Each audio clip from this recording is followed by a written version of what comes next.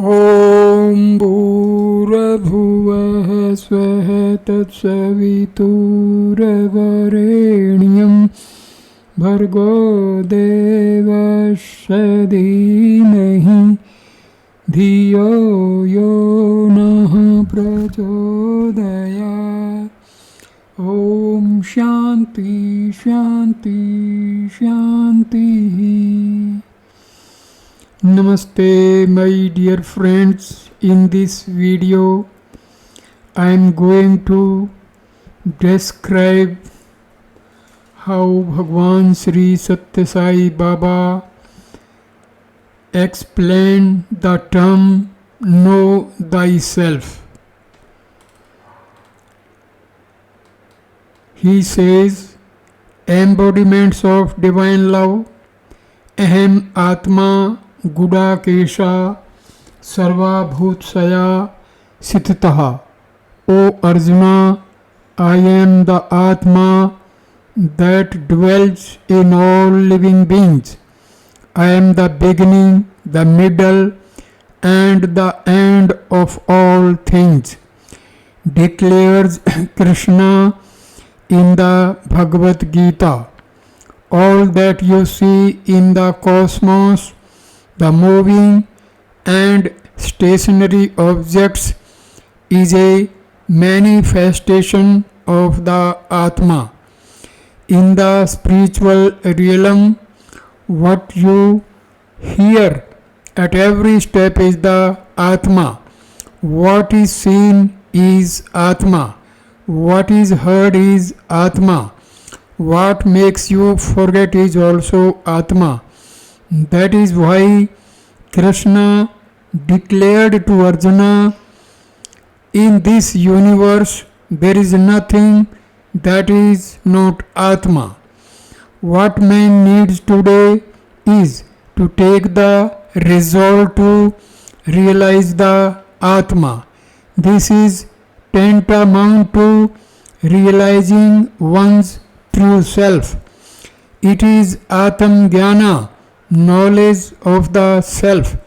The first aim of human existence should be to experience Atma Ananda, Atmic bliss. Everyone should keep in mind the Atmic principle. This Atma is called Eruka, awareness. This awareness produces in every being the sense of I-ness. It is expressed in the term Aham, I.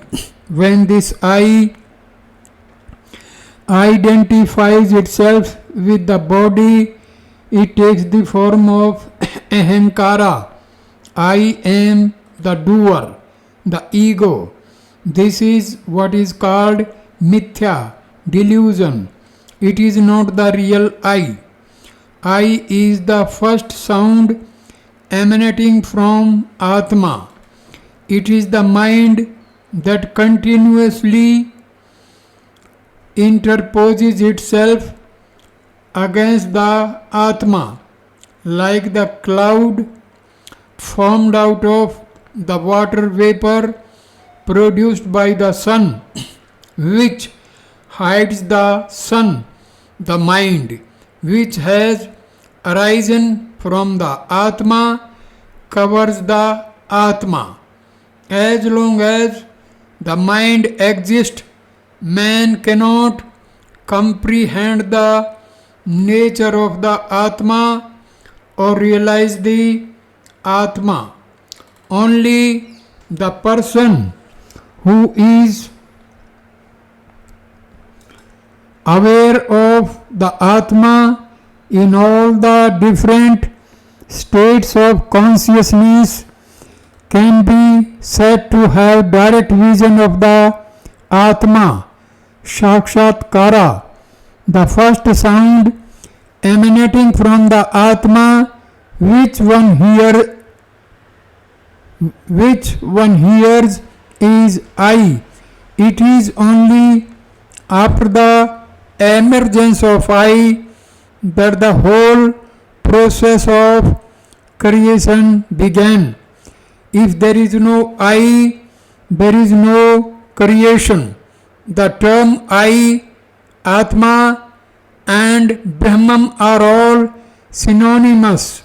The I not associated with the mind is Atma.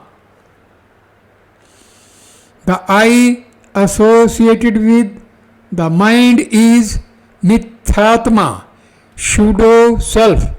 There is only one Atma, that is the real I. Man undertakes a variety of spiritual exercises to realize the one that subsumes the many. In fact, all the endeavors made in quest of the Atma are born of ignorance. The Jnani, realized person, makes no such endeavors. All the efforts made by man to realize the One are only attempts to satisfy the mind, when what is required is the elimination of the mind for experiencing the One. It is futile to strengthen the mind for this purpose by so-called spiritual sadhanas. If you seek to embark on sadhana, you must first get rid of anatma bhava, identification with the body-mind complex. To experience atmic bliss, you have to turn your vision towards the Atma. In reality, all efforts made for experiencing atmic bliss are aberrations of the mind. Seeking liberation, man adores a myriad deities. Of what avail is all this, when all the different religions have declared that there is only one God? These pursuits are products of a deluded mind. As long as the mind exists, desires will persist. When desires are present, attachments and possessiveness cannot be got rid of, and these sustain the ego. While the ego lasts, the Atma cannot be experienced. Atmic knowledge, Atmic bliss and Atmic vision cannot be had till the ego is eliminated. From the Brahman to the Brahman.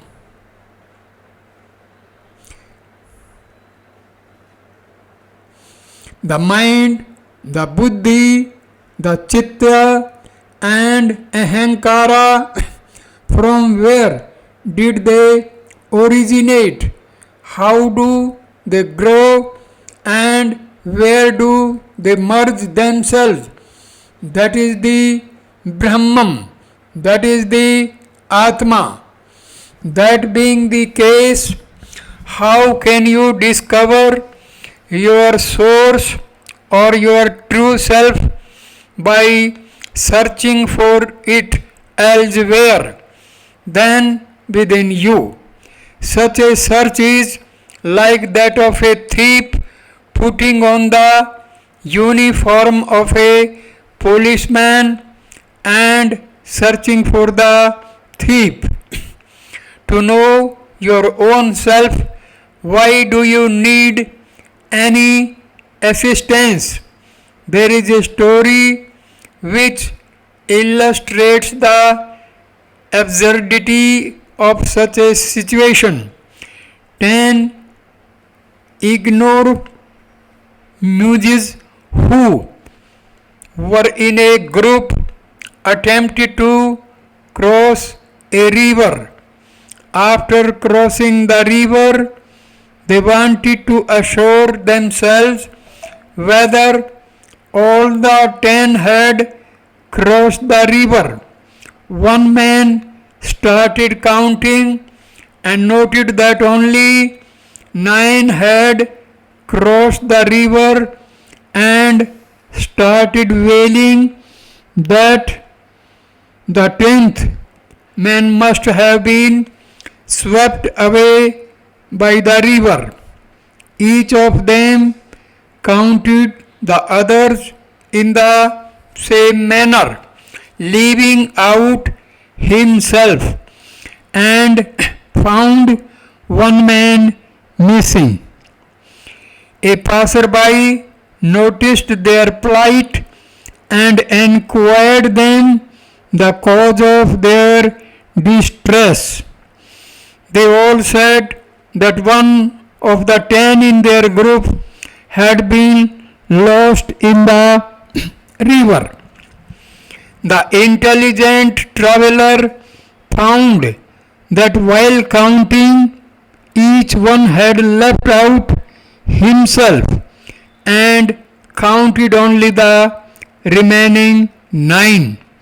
Lining them up in a row, he counted all the 10 and revealed to them that earlier at each count the man doing the counting had left himself out. This indicates that the individual who is not aware of himself cannot understand anything right.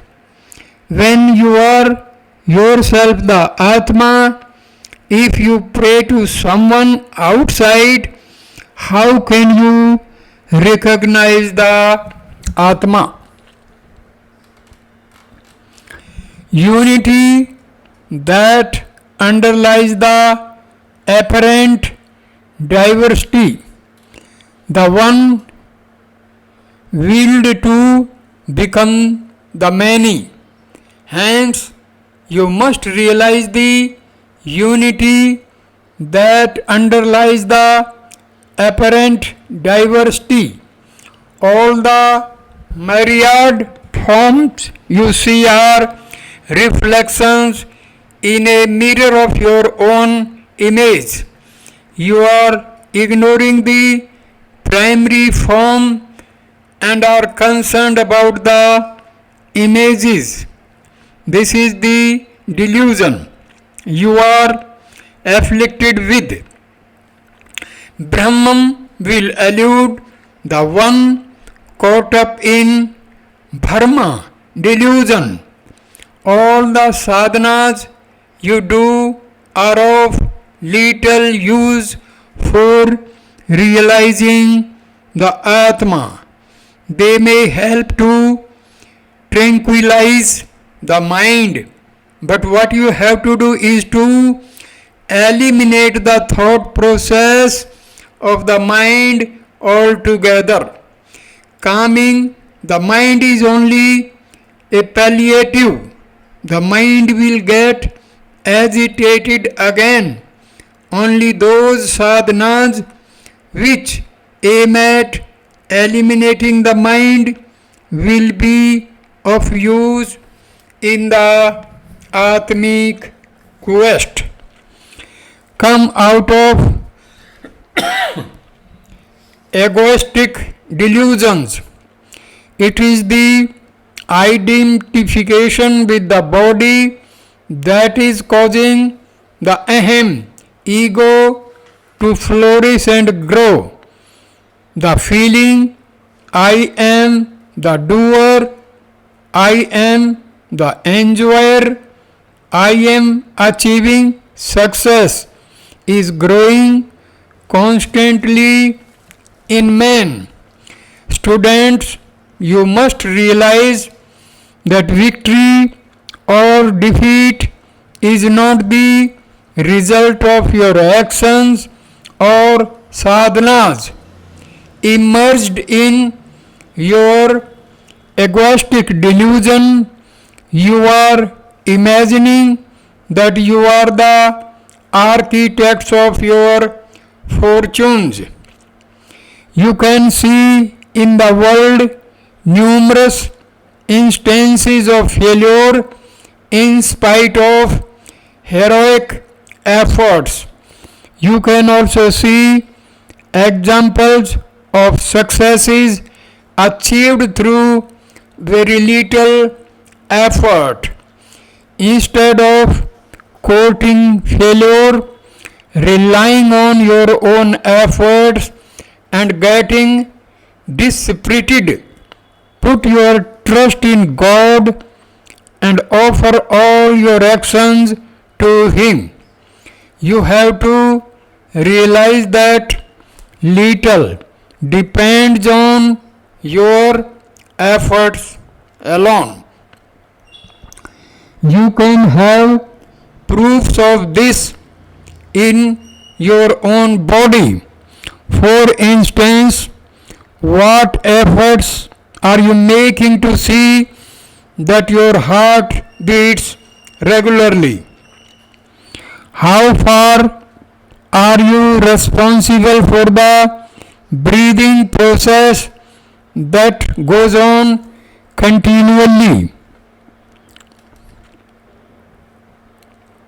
What is your contribution to the digestive process that goes on within you?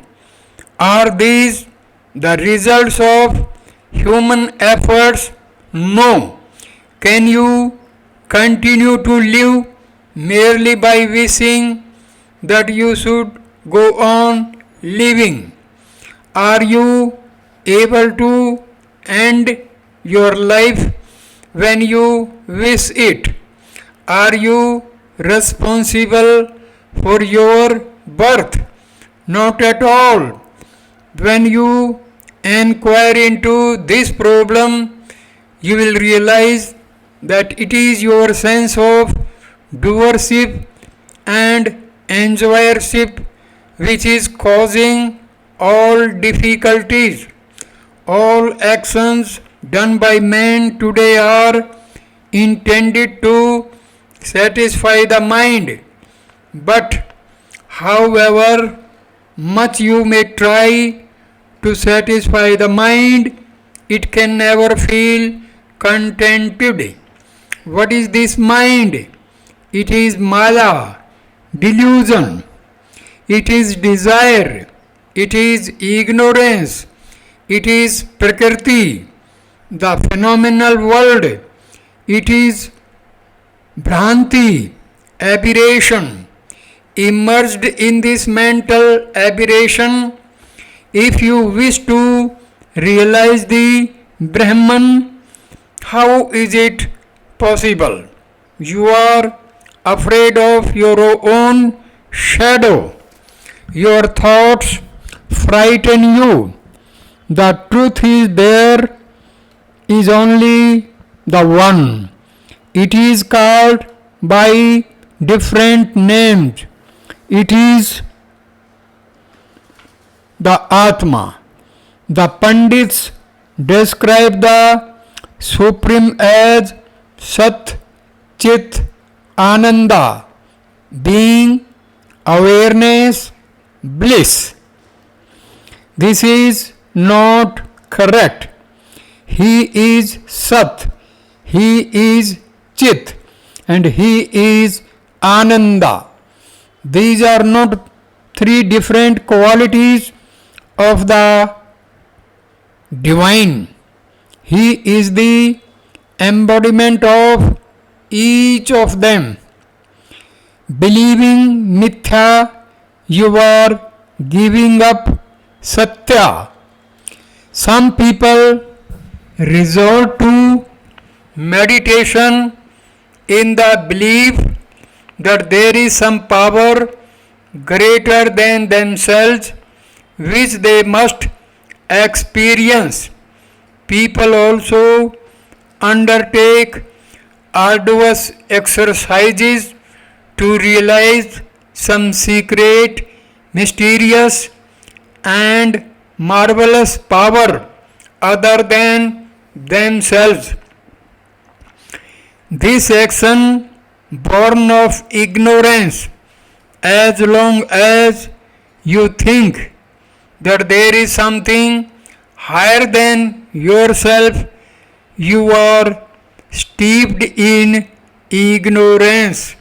There is nothing higher in the world than yourself. But belief in the existence of such a power is a creation of your mind.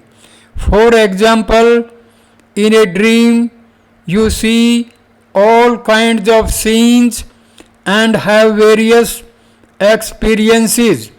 How far are these real? Only as long as you are in the dream state. When the dream ends, the scenes become unreal. Likewise, as long as you are in a state of mental delusion, the joys and sorrows, the gains and losses you experience are all real. When the delusion is removed, they all become unreal. Hence, all the phenomenal experiences caused by delusion are mithya, real, unreal. Basing your life on this mithya, you are giving up satya. Identifying yourself totally with the body, you are encouraging the ego to grow. If you grasp one simple truth, you will develop a wide vision. There is nothing in the world separate from you. All the diverse objects are images of the One. For all worldly things, there is a Karta, a creator, karma, causal action, and kriya, the end product. In the sphere of the spiritual, however, there is only the karta, creator. There is no kriya. He is the doer. He is also the one who gets things done. He is the outcome of what is done. The Atmic principle, which represents the unity of all these there is the one that pervades the entire cosmos. It is the universal consciousness. It is impossible for it to be present in some and not in others. The cosmic consciousness. It is this cosmic consciousness that has been presented to the common people as Sat Chit Ananda, so that they can comprehend its nature. The Vedantins looked upon these three as reflections of each other. These three have also been called Asthi, Bhati, and Priyam in the Vedantic parlance. In fact, all three are one and the same. When one says, here is a tumbler, the isness is asthi. This is sat. We are seeing it. The quality of being perceivable is bhati. This is chit. Cognizability. I am enjoying it. This is priyam or ananda. Sat, chit and ananda are one. It is one and the same thing which shines and which gives ananda.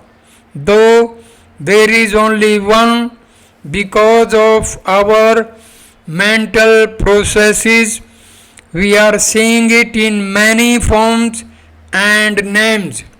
Hence, Atma Tattva, the true nature of the Atma, is to be experienced by recognizing the unity underlying the diversity. The Atma spirit has no form. It is capable of assuming the form of the container which it fills. When air is filled in a balloon, it has the form of the balloon. When it fills a football, it has the form of the football. When it is present in a pneumatic pillow, it has the form of the pillow. Air thus has no form, but it has one quality, that is Chaitanya, consciousness. Conscience is a part of consciousness. It is not easy to understand this quality of Chaitanya, consciousness. When you want to understand the nature of consciousness, you have to understand one part of it, namely conscience. Conscience is a witness. It is also known as awareness. A witness requires a basis for its functioning. That basis is that of which are conscious in the waking state. There are these three levels of understanding: being conscious of the objective world, the conscience and the consciousness. The first state is related to the senses. Conscience is related to the mind. Consciousness is related to the Atma, the spirit. These three divisions have been made for the purpose of understanding and grappling with the concerns of daily life. This process may be illustrated by an example. For instance, a conference of doctors is held in a hall. There can be different specialists present in the hall, but all are described as doctors. Each one may have specialized in one part of the body, the heart, the ear, the brain, or other limb. The body is one, but for the purpose of specialization, it is divided into many parts. Likewise, all are embodiments of the Atma, but for the purpose of earning a living, one may be laborer or an official or a trader or a farmer. These differences are based on the occupations pursued by different persons. They are based on the occupations and have no permanent significance. Similarly, although the Atma is one and the same is same in everybody, distinctions are made among different persons on the basis of their physical and other characteristics and their relationships.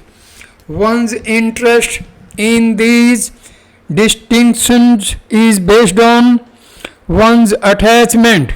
For instance, if there is an accident to an aeroplane, one's interest in the fate of individual passengers is increased if one's kith and kin were traveling by that plane.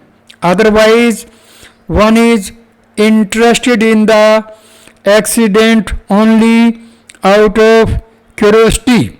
In the same manner, as long as the Atma is not considered as your own, your interest in the Atma is concerned with mere information.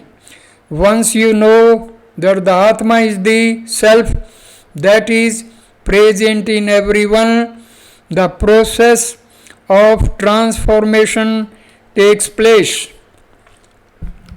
The real is only one, but as long as the mind and body remains, it is difficult to experience this oneness. In spite, however, of the difficulty, everyone must strive to discover his true self. Understand the Atma first. We have seen how the body is comparable to a chariot, the senses to horses, the mind to the reins, and the buddhi to the charioteer.